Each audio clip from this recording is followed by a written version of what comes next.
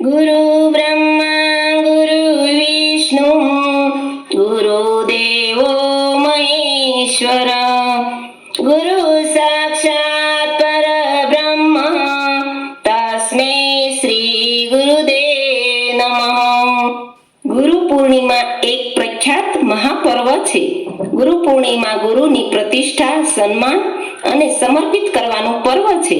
અષાઢ સુદ પૂનમને ગુરુ પૂર્ણિમાનો દિવસ તરીકે ઓળખવામાં આવે છે, કારણ કે ગુરુ પૂર્ણિમાના દિવસે ચારેય વેદના રચયિતા વેદવ્યાસનો આજે જન્મ થયો હોવાથી વ્યાસ પૂર્ણિમા તરીકે પણ ઓળખવામાં આવે છે। એટલે જ આપણે આ પર્વને ખૂબ જ ધામધૂમથી મનાવીએ છીએ। ગુરુ શિષ્યની પરંપરા આપણા દેશમાં વર્ષોથી ચાલતી આવી છે। ગુરુ વશિષ્ઠ અને એમના ગુરુ રામ લક્ષ્મણ, વૈષ્ણવના ગુરુ વલ્લભકુળ, દ્રોણાચાર્યના શિષ્યો પાંડવો કૌરવો અને સાંદીપનીના ઋષિના શિષ્યો છે કૃષ્ણ અને બળરામ। આમ દરેક વ્યક્તિના જીવનમાં ગુરુનું વિશેષ આગવું મહત્વ હોય છે। ગુરુ એટલે અંધકાર, રૂ એટલે પ્રકાશ। ગુરુ એટલે વ્યક્તિના અજ્ઞાનના અંધકારમાંથી જ્ઞાનરૂપી પ્રકાશ તરફ લઈ જાય છે। ગુરુ બિન કહેવાય છે કે ગુરુ બિન જ્ઞાન ન ઉપજે, ગુરુ બિન મિલે ન ભેદ, ગુરુ બિન સંશય ન કરે ભલે ને વાંચે ચારો વેદ, ગુરુ ગોવિંદ દો નો ખડે કિસકો લાગુ પાય, બલિહારી ગુરુદેવની ગોવિંદ દિયો બતાય। ગુરુ દ્વારા જીવનમાં દિવ્ય ચૈતન્ય પ્રગટે છે, પછી જીવનમાં સારા સારા અનુભવો થાય છે, આત્માને સહજ સ્વરૂપે મળે છે દિવ્ય અનુભૂતિ। ગુરુના ચરણોમાં સિર્ફ આપણું સમર્પણ જ કાફી છે। સદગુરુ આપણને આશીષ આપે છે અને કૃપા પાત્ર બનાવે છે। ગુરુ પૂર્ણિમાના દિવસે શિષ્ય પોતાના ગુરુને દક્ષિણા આપી ગુરુના ઋણમાંથી મુક્ત થાય છે। જે મહેનત કરવાથી નથી મળતું તે ગુરુ કૃપાથી સહજતાથી મળી જાય છે। અંદરના આત્માને જગાડવાનું કામ ફક્ત ગુરુ જ કરી શકે છે। ગુરુ જગતનો ઉદ્ધાર કરનાર છે। ગુરુ આપણને સાચી દિશા અને સાચો માર્ગ બતાવે છે। જે ગુરુ નિસ્વાર્થ ભાવે ઉપદેશ આપે છે તે ઉપદેશને મસ્તકે ચઢાવી શિષ્ય તેમના કહ્યા પ્રમાણે વર્તે છે। શિષ્ય અંધકારમાંથી તેજસ્વી પ્રકાશમાં આવી જાય છે। ગુરુની આજ્ઞાનું પાલન, આજ્ઞા પ્રમાણે ચાલવા લાગે છે અને તે જ સાચો શિષ્ય છે। ગુરુ પૂર્ણિમાના દિવસે ગુરુદેવના ચરણોમાં કોટી કોટી વંદન કરીએ। ગુરુએ બતાવેલા માર્ગ પર તન મન ધન સમર્પિત કરીને કૃતાર્થ થઈએ। જગતના દરેક ગુરુઓને ચરણોમાં કોટી કોટી દંડવત પ્રણામ। કૃષ્ણ કનૈયા લાલ કી જય, સદગુરુ દેવની જય। આટલો સંદેશો મારા સદગુરુને દેજો, આટલો સંદેશો મારા સદગુરુને દેજો। સેવક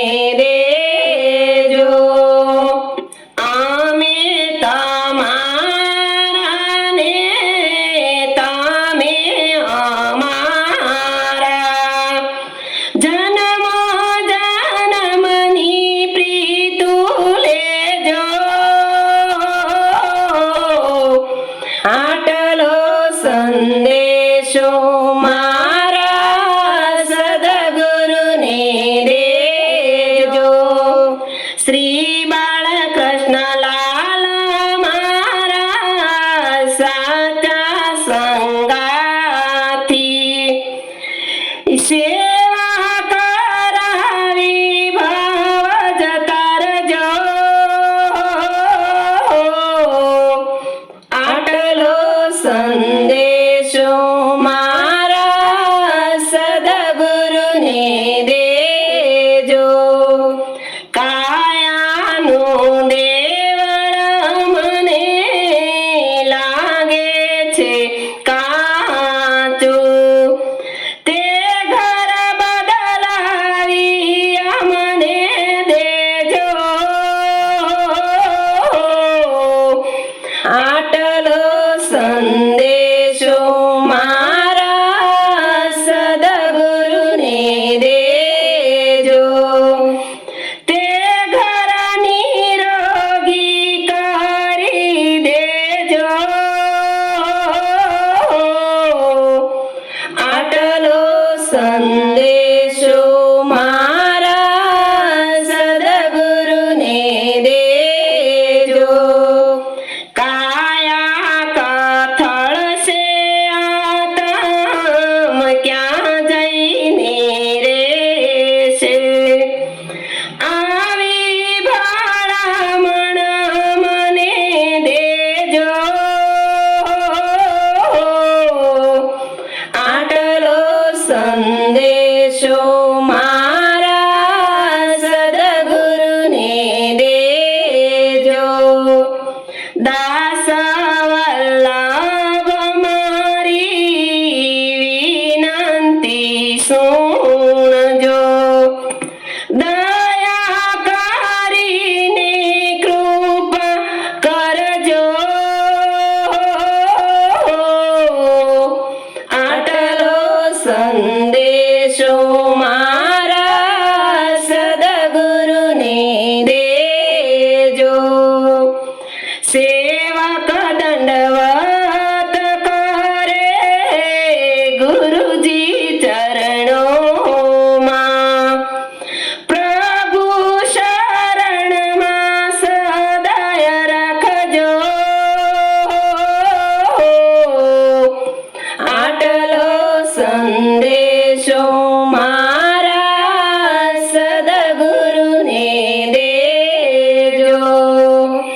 આટલો સંદેશો મારા સદગુરુને દેજો. સેવકના રુદિયામાં રહેજો. આટલો સંદેશો મારા સદગુરુને દેજો. આટલો સંદેશો મારા